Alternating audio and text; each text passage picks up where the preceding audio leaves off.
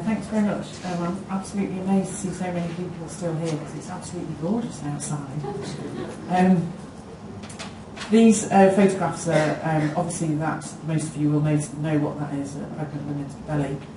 This is a photo that I've pinched from one of your predecessors, which is a patient who's obviously got cyanotic congenital heart disease, and those are her clubbed fingers, and this is a photograph of her hands just before she's about to go into obstetric theatre to deliver at around about 30 weeks gestation. I promise that is what it is, it's not just pinched off Google. So adult congenital heart disease is a relatively new specialty which reflects the massive success of paediatric cardiac surgery and intervention. And in fact, about 0.8% of the population. If we go back 40 years ago, so as old as most of us in the room, about 80% of those with complicated disease died before the age of 16, and now most of those patients will survive. In fact, the survival is still getting better year on year in the UK. So the population continues to grow. The surgery that they undergo rarely cures the condition, and it merely palliates or changes the circulation. So we've got increasing numbers of complex survivors who are now reaching childbearing age. And lots of them have the expectation that they will be able to bear children of their own. Those numbers are projected to continue to increase for at least the next 20 years. So I'm never going to be out of a job, which is good. Many of them have late complications, and these are the kind of things that we see. So it's not one size fits all. We see things that are as straightforward as atrial septal defect or ventricular septal defect. Alcappas, these are anomalous left-sided coronary arteries arising from the pulmonary artery, also known as a large furry animal that spits, I think. And then things like hyperplastic left heart, Scimitar syndrome, lots and lots of things that most people have never heard of. And we like to keep it that way. We like to maintain an air of mystery about our specialties. Basically, so that when people ask us to give talks, we can do them really quickly. Nobody really knows what we're talking about, and it all looks good. So this, for example, this is hyperplastic left heart syndrome, and this is really the last bastion of surgical intervention, and still has around a 60% survival. And now what people quote as survival is 30-day survival. We're now starting to see these patients enter into adult practice. Luckily, most of the ones I've got at the moment are boys, men. I don't think I've got any women yet, but they're certainly coming through. So these are kids who were born with a hypoplastic or underdeveloped left ventricle, and also this is their aorta. So usually an aorta which is thread-like, and no or virtually no functioning aortic valve. They have a right ventricle and a pulmonary artery. They undergo a 3-stage procedure which is called the Norwood operation, which is very successful given what they started off with. So the surgeons cobble together an aorta using patches of old socks, bits of the thread-like aorta that were there, and bits of the pulmonary artery, and they put in a shunt in between the aorta and the pulmonary artery to give the baby some pulmonary blood flow. The second stage is usually done around about the age of 1, where the arterial shunt is taken down, the SVC is connected directly to the pulmonary artery, so all of the blue blood from the top part of the body drains directly into the pulmonary arteries. And then neo-aorta, if there's anything that needs to be done to the neo-aorta, it's done at that stage. Stage 3 of the Norwood is really the final stage, where the blue blood from the bottom half of the body is diverted with a tube also into the pulmonary arteries. So basically you have blue blood from the body going into the lung arteries through a passive flow mechanism. It then comes back into the heart, into the right ventricle, and it gets pushed out to the neo-aorta, which is a surgically created aorta.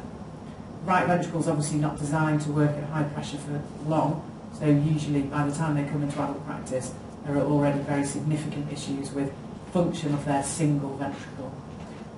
These patients were kind of thought that they would never really survive into adulthood, but they are, and they are going to pitch up pregnant, and it's going to be a nightmare. But that's the kind of complexity that we're looking at in some of the patients. You'll all be familiar with these. These are the last colour-y versions of the confidential inquiry, covering 2003 to 2005 and 2006 to 2008, showing that leading causes of maternal death are cardiac. So this is cardiac disease here. These are other indirect causes. So cardiac, in those two triennial reports with the leading causes of maternal death, However, if you look at the lesions responsible for the most maternal mortality, aortic dissection, so that's over 2000 to 2008, aortic dissection, 23 deaths, myocardial infarction or ischemic heart disease, 35 deaths, cardiomyopathy, 34 deaths. Congenital heart disease, actually, in that time period, only 15 deaths. So it's more the acquired aspect of heart disease that's causing the significant problems. One of the things that's a bit disappointing in this is that these reports suggested that the care was substandard in 30% of cases. And also we have to think about how we can realistically influence the outcome in patients who don't have a pre-pregnancy diagnosis. So lots of those ischemic and coronary artery patients won't have a pre-pregnancy diagnosis, and it's just beholden upon whoever they pitch up to in A&E to recognise their crushing chest pain and ST elevation is a sign of something not quite right. This is the most recent one, Embrace. This is 2009 to 2012, which I'm sure again you're all aware of. And again, cardiac disease is the highest, although it doesn't get much attention in this report. Got a lot of attention last time round, but not so much in this report. But it's still clearly very important. We go back to our long list of defects. Why do we specifically get worried about congenital heart defects in people with congenital heart disease if not so many of them are dying?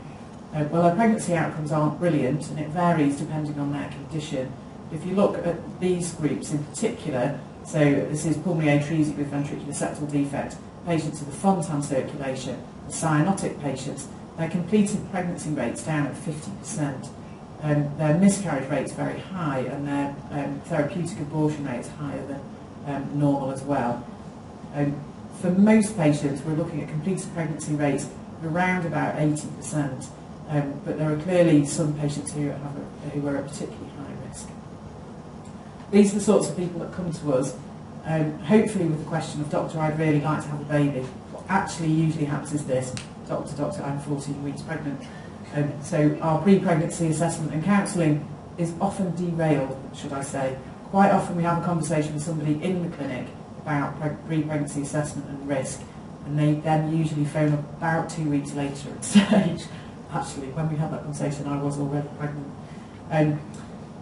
But we look at lots of things. So we look at risk, and we always think about risk, which is associated with the mother, also with the baby, and then we always talk about father if there is one around, and other extended family. We talk to them about life expectancy in some fairly brutal circumstances. We look at their physical capabilities of looking after small children and the risk of congenital heart disease in their own offspring, so that they are pretty well informed. And then we look at the practicalities of managing their pregnancy and delivery. So if we look at risk, the 2006 to 2008, the maternal death risk was 11.4 per 100,000 deliveries. We often quote risk of death in pregnancy in excess of 10%, so 300 times greater than the norm. And most of our patients say, oh, that's not too bad, which is an interesting statistical anomaly, but no, 10% is not that bad. We always try and make sure that they consider the mum, the baby, the dad, and the extended family. By extended family, it's usually grandma who gets left holding the baby if anything happens to mum. Everyone else usually legs it, to be honest. Why is it risky? Huge demands upon the heart, an increase in circulating volume, as you will all know, of 50%, increase in cardiac output of 30 to 50%. They always turn up at kind of 7 or 8 weeks going, I'm really breathless. And you talk to them about the physiological changes in pregnancy and that we expect them to be already noticing, not necessarily physical changes associated with, morning sickness or anything like that, but they will certainly be noticing the cardiac changes at that stage. The softening of all the tissues leads to an increased risk of rupture, increased chance of rhythm problems. It lasts a long time. So they come to us at the beginning of pregnancy and they just keep coming back and back and back until we get this blooming baby out. One of the things I think patients struggle to work out is that if things go wrong, any intervention that we do carry a very significantly increased risk. So we talk to them about, you've got a risk of this going wrong, this going wrong, and this going wrong. And then if that goes wrong, so say we have somebody who has an aortic route that's dilated and it stretches further in their pregnancy, and we have to take them to theatre to replace their aortic route while they're pregnant or shortly after we deliver a fetus or a baby, And the risk of that intervention is incredibly high. And what quite a lot of them say to us, we'll say this is a high risk thing to embark upon, and quite a lot of them will say, well, let's embark upon it, and if it all goes wrong, then I'll terminate the pregnancy at the stage when it all goes wrong. And it kind of doesn't really work like that. And that's sometimes quite a difficult thing to get across to them.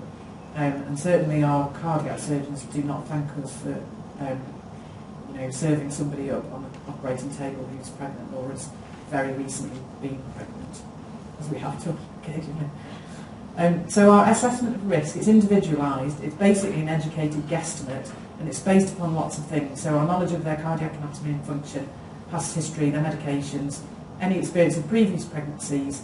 We know that certain lesions carry a higher risk. We look at things like cardiopulmonary exercise testing, up-to-date imaging, what the published studies would suggest, and patients' age.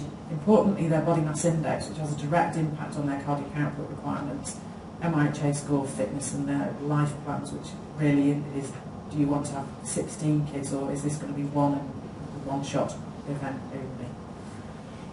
There are some lesions where, although people do get worried about them, the maternal and fetal risk is essentially no different to normal. So anybody with previously repaired PDA, ASD, VSD, and trivial mitral regurgitation, pulmonary stenosis, those kind of minor lesions, their risk is really no different to normal, and they can be treated as normal. Some low-risk lesions, mild to moderately stenotic valve lesions, mild to moderately regurgitative valve lesions, and good quality repair tetralogy of fallow, coarctation, atrioventricular septal defects, those kinds of things are really low risk unless they've got other problems going on. The risk starts to go up if you've got repaired coarctation with hypertension, repaired tetralogy with poor right-sided ventricular function, moderately or more than moderately stenotic left-sided valve, so moderate to worse than moderate aortic stenosis or mitral stenosis, or very severe right-sided valve lesions, so very severe pulmonary stenosis.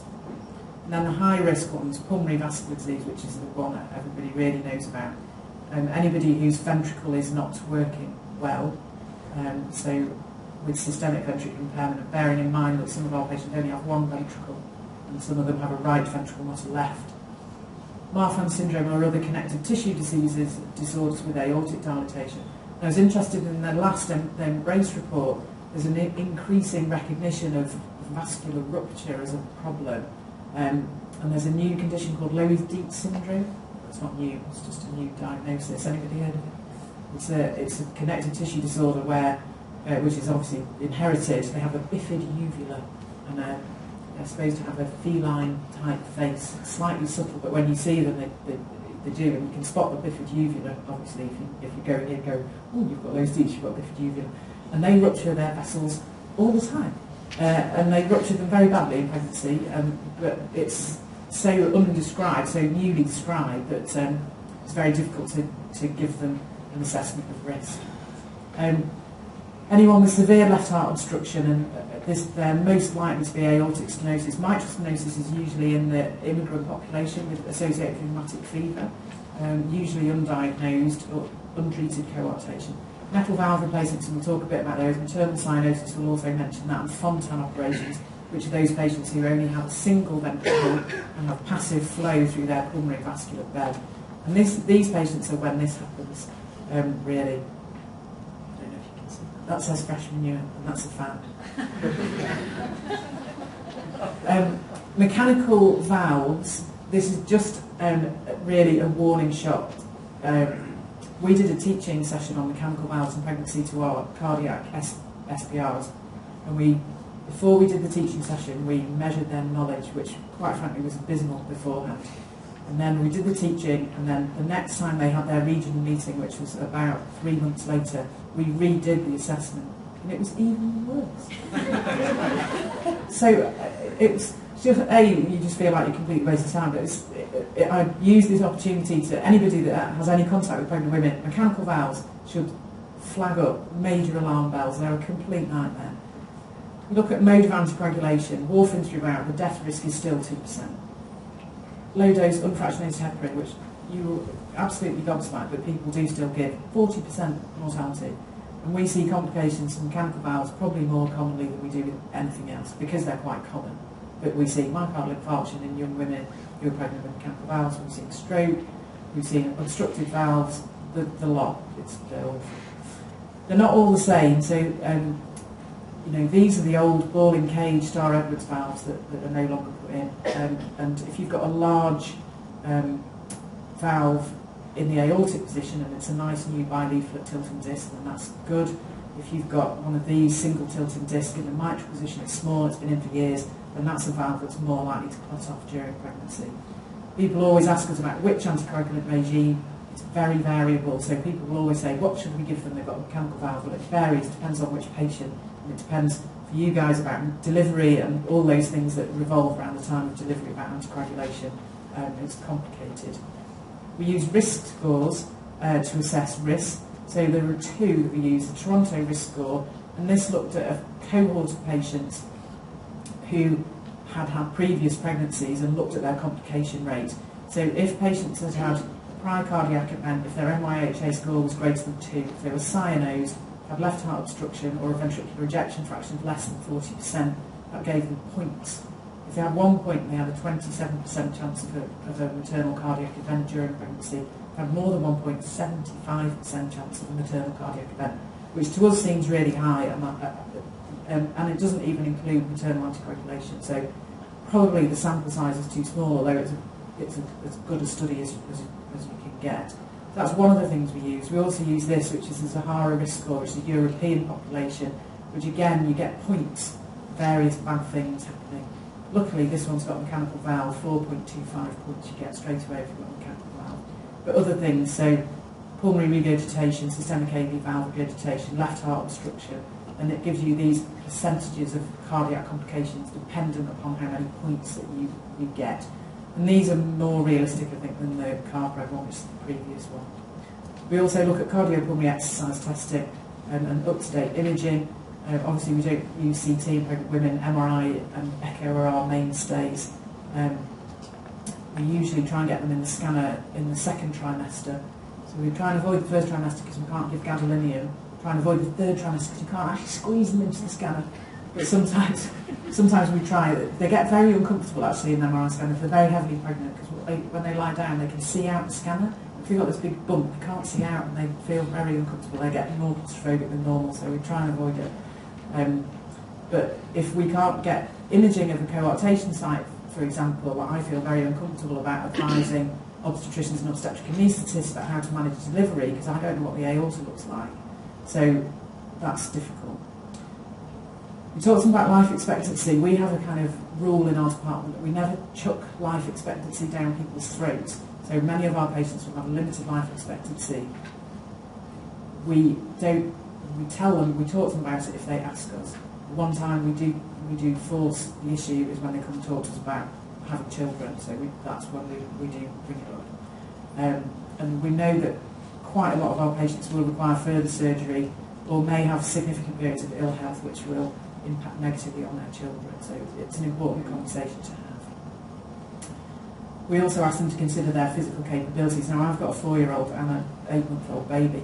This is the average day in life of a 4-year-old, which I'm sure many of you will be familiar with. Up at 5 to 6 o'clock, chatter all the time. And all of this, trampolining, going to ballet, going swimming, singing, and I have to ask some of our patients, can they actually physically cope with that? Can they cope with carrying this kid up the stairs for the 4th time because they can't bother to walk up, and they push a heavy buggy up the hill? And some of them will say that not really. Can they manage it all, or would life without children be better? This is me feeling sad because I've just been for a week at Centre Parks. Not on a beach in Greece, not having cocktails, none of this. Can't forget that. We also just briefly touch on the risk of congenital heart disease in their own children. So it's significantly increased risk. Risk in general population of about 0.8%. In mums, the risk is about 3 to 8%, and in dads with congenital heart disease, the risk is 2 to 5%. And the more family members are affected, obviously, the greater the risk. We screen babies at 20 weeks for major cardiac abnormalities, and we can offer genetic counselling to families who've got multiple affected family members prior to pregnancy. So the patients come along, doctor in the right way before they're pregnant, doctor, I'd really like to have a baby. We've talked to them about risk, we've talked about life expectancy. We're now going to talk about the practicalities of managing pregnancy and delivery with them. So low risk lesions really can very often be managed locally with standard antenatal and obstetric care. We ask our patients to contact us as a cardiology team if they get pregnant, so that we can check. Some of them we only see every 3 or 4 years, but if they contact us through our specialist nursing team, then we will check through their notes. We'll often see them once at the beginning of their pregnancy to say to them and their local obstetric team and anaesthetic team, these are going to be fine, you don't need to do anything else, you just need to treat them as normal. Sometimes if we don't do that, then everybody gets stressed, and the worst thing that can happen is then we end up with problems at 35 weeks and people saying, it's not safe to deliver here, and actually what is the right thing for the patient is for them to deliver normally, locally, and not have any intervention. Anything else sort of over and above that probably should be managed primarily in a specialist clinic, with the caveat that some patients want to deliver more locally, which is if we think it's safe and their obstetric team and their obstetric anaesthetic team are happy, then that's fine. But what you don't want is one of those 3 people or 3 groups of people to not be happy with that arrangement. So in our specialist clinic, there's me or Dr. Oliver, my colleague, an obstetrician and an obstetric anaesthetist at every clinic, which we run once a fortnight. We also involve quite a lot of the time haematologists, neonatologists, fetal cardiologists, and we basically look at regular clinical assessment of the patient's own cardiac status and health of pregnancy. The joint clinic really helps us to communicate between us and the patient, and also to delivery plan, we hope. But we need to make sure the patients know it can mean very frequent visits to hospital. So some of our most complex patients we see every week during pregnancy. Some of them we admit for bed rest, which they all universally hate, but it does work, and I can promise that they never ever bed rest properly at home. So when they go to the ward for bed rest, they're told that they can get up and have a shower once a day, and it doesn't go down well. But if you look at what happens, you can pick up when things start to go wrong, because their heart rate at rest starts to go up, just because they can't increase their cardiac output in any other way. If you bed rest them and you look at their heart rate over the first few days of bed rest, you see it just comes down, because you're not asking their cardiac output to do any more than sit and grow a baby. And obviously for some, they require early delivery, which can have significant complications. And this picture, I think, depicts the high risk of obstetric cardiac clinic. There's always in it 3 or 4 people that really just shouldn't be pregnant. And actually, okay, that's Alison there, right at the back here. That's me, and then there's an obstetrician sitting under there somewhere. And sometimes, actually, no matter what you do, it's all going to go wrong. And you can kind of do whatever you like, and it's all going to go wrong. And we try and plan delivery, obviously. We aim for normal delivery where possible. There's no evidence that cesarean section is safer than vaginal delivery in these patients, and it may lead to a worse neonatal outcome. And that's the line that we've all been working to for a number of years. And there was a recent paper published in 2004 which supports that view that we should be trying to get vaginal delivery in most of these people where possible. I'll let Alison talk more about this. We use low cardiac output delivery quite a lot, particularly in patients with left heart obstruction. So they're either induced or they're not induced. They go into labour spontaneously. They get early regional anaesthesia. We don't let them push, so we let the head descend passively, and then they get an elective lift-out delivery. So basically you're making minimal impact on their cardiac output and also minimal vascular stress, so that we don't, particularly in aortas that we're worried about, or ventricular function that we're worried about, or left heart obstruction, those kind of things. So we use low cardiac output delivery quite a lot. Induction, lots of them end up being induced, partly because we cover such a big geographical area. If they're on the East Coast and they're trying to get to Leeds and they go into labour on a sunny afternoon with the rest of the traffic trying to get back from Scarborough, that gives us a few problems. Or snow. People are really worried about snow on the motorway. So we often end up inducing them, so that and partly because of staffing as well, so that we can kind of predict that they're not going to deliver on Sunday evening when they're going to deliver at a time when there are more people around. I'll let Alison talk about nutrotonics because it completely confuses me. We would like to have level 2 critical care facilities post-delivery, because that's often the time if things are going to go wrong, they do go wrong. We have written delivery plans to reduce stress for patients and for staff. Patients often require a longer stay in hospital than normal, so that you can watch the changes in their cardiac status for 5-7 days if you can get them to stay, but usually they'll go before then. This is sometimes what happens, unfortunately. Alison's whipped the bike away and things tipped up. But sometimes you just can't do anything about it. In the event of a disaster, what should you do? Run for the hills, I think, is probably the best thing. We can often spot signs of impending doom, so people will say to me, why do you see these women every week? Don't do anything. Actually, what we're doing, an ECG every week, they get their observations done every week, we look at them every week, and you can spot changes in them because you see them so frequently, and you can see changes in their ECG, and subtle changes in heart rate is the one thing. And I'll often be seen crazily walking them up and down in clinic, and if you can see what their cardiac reserve is doing by walking them. So as soon as you ask them to do more work, the heart rate goes up within 20 yards. You know that they're really on the edge and they've not got much reserve left. So we do bring them in for bed rest. Management teams don't really like that because you've got patients sat in hospital for weeks blocking at bed. We give careful consideration to options which vary depending on the gestational age. So medical intervention, so medication, diuretics, we use quite a lot, beta blockade, we use quite a lot.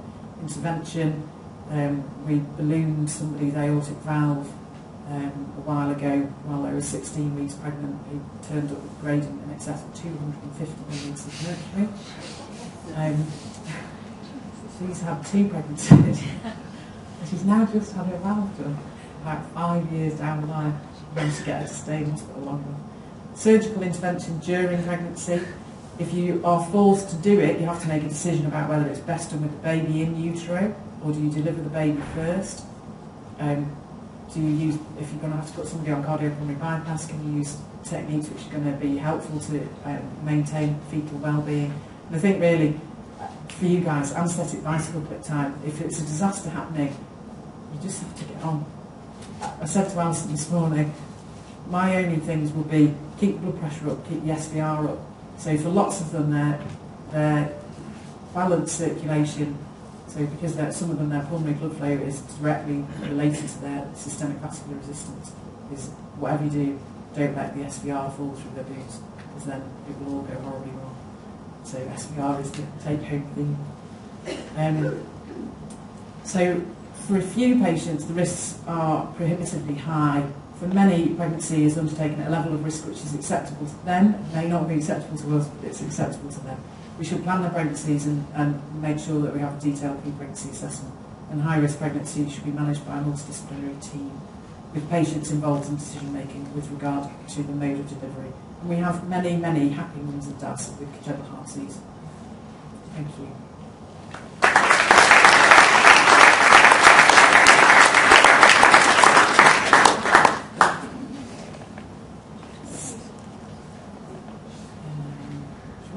Quickly do the numbers. Alison's just going to look at the numbers for show you the numbers of patients that we've dealt with.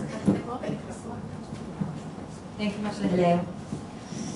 Hi, I'm Alison. I'm one of the large group of anaesthetists at LGI who help these patients. There used to be just a couple of anaesthetists who specialise at Dres and Mandy, but there's so many of these coming through now, we'll all have to have a bit of a go. So, right, there we go. So as Kate alluded to, the conditions are many and varied.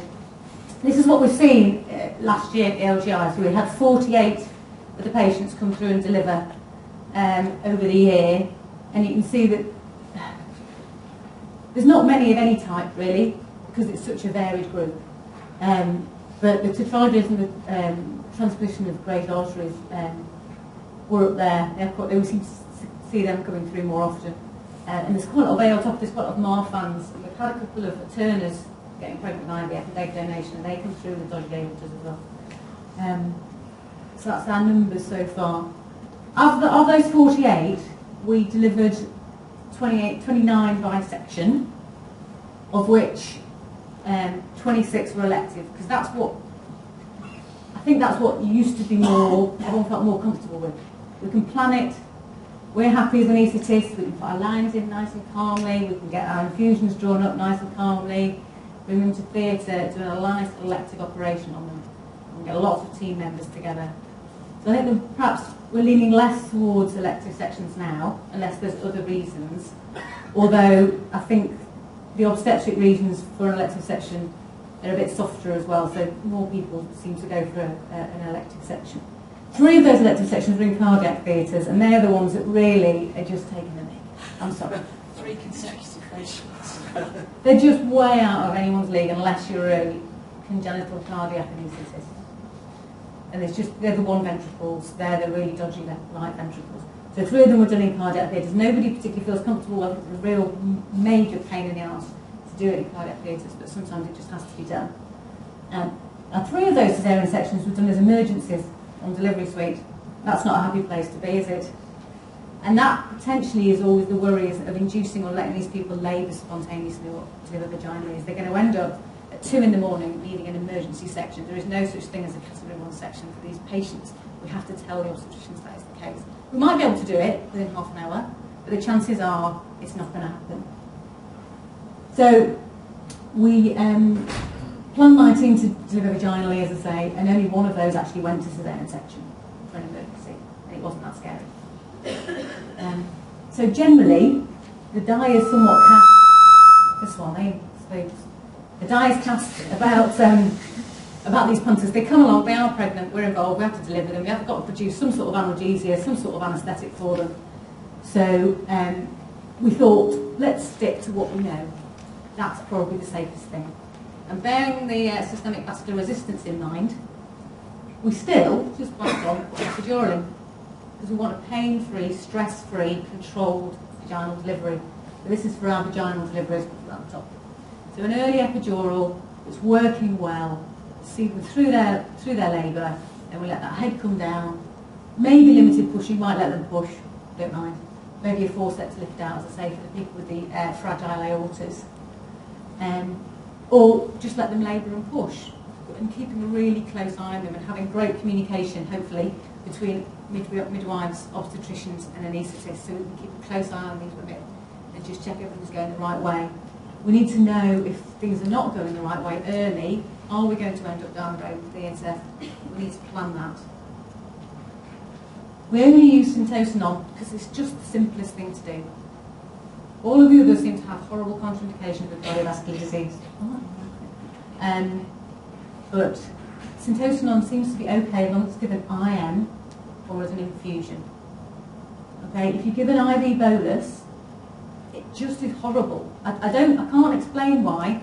And 2 of my colleagues, Mandy Kendra and Heidi Happy, they both thought, I'll just give a half a unit because they're bleeding and they're complaining about the uterus. It's carnage, absolute carnage. Don't know why, massive tachycardias, bad hypotension. Okay, so we just give it IM if they're having a vaginal delivery, or we give an IV infusion if they're having a section. So if they're having a section, we do CSEs. There was a trend of doing spinal catheters. We find we were getting a lot of post-dural puncture headaches. And the last person you want to see back in your anaesthetic room a couple of days later is that patient. So we actually worked out if we did a CSE, a low-dose CSE, we normally put in about sort of a mil and a half, and then your 300 mites of diamorphine. You've got some invasive monitoring going, so you're keeping a really close eye on that systemic vascular resistance. You've got phenolphrine infusion, you've got a nice tightening infusion running in a low volume, so in a 50ml syringe, so that you can keep an eye on your volume infusions as well as your tighteners. And that will probably give you a block, 10, and then you can top it up again. Everyone's different. Mandy's done plenty of sections on 1.5 mils heavy Marcaine and 300 mics. The blocks got high enough and it's been fine. But we do have the epidural in, so obviously we can top it up and use it if we need it. We start doing syntocinon infusion at a point where you would usually give your IV bolus. And if there's still problems with uterine atony, we have to communicate well with the surgical team, because they may have to go and put some mechanical method in to stop that uterus bleeding. We can't give anything else. We've tried, we've been tempted, it's been a disaster. So they may have to use mechanical methods. We've had quite a few B-link sutures put in at section. No, it's just not bleeding. So post-delivery problems, we've not actually had very many. One section went back to theatre because she had a PPH and she ended up with a B-link suture, I think. 2 patients needed diuretics fiddling with afterwards. And 1 patient did dissect, slightly disappointingly, on day 7. And as Kate said, the most difficult problem is keeping the patients in hospital to keep an eye on them. Because I think that's why, hopefully, we haven't run into many post-op problems, because we do keep a very close eye on them post-delivery. They're kept on our HDU, invasive monitoring is carried on, anaesthetist on the unit will look after them, the cardiologist come and look at them. So that's the numbers we've done, 48, many varieties, but we use the same recipe. It's kind of Master Chef for the blind leading the blind, isn't it? Any questions?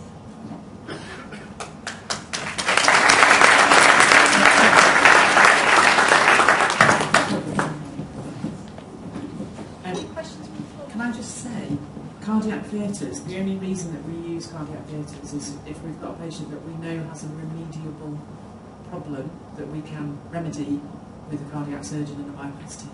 There's no point in us going into cardiac theatres for any other reason. So if we can't remedy the situation with the surgeon, then we just don't do it. So if we've got aortic valve disease, severe aortic stenosis, we would do those in cardiac theatres because we can not bypass treatment.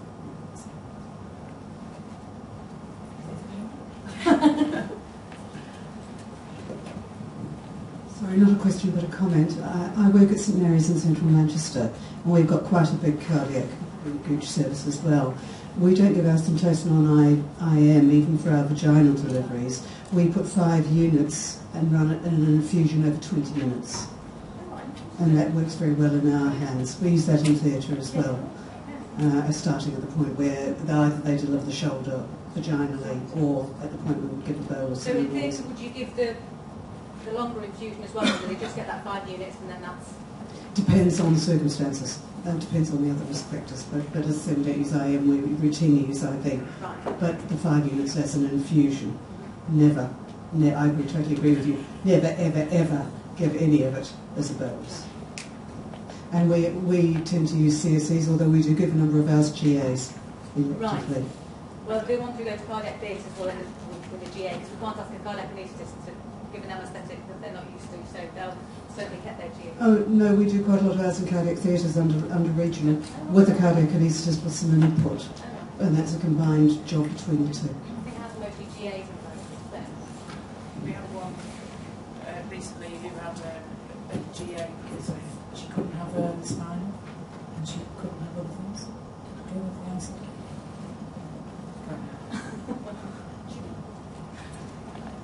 Any other questions?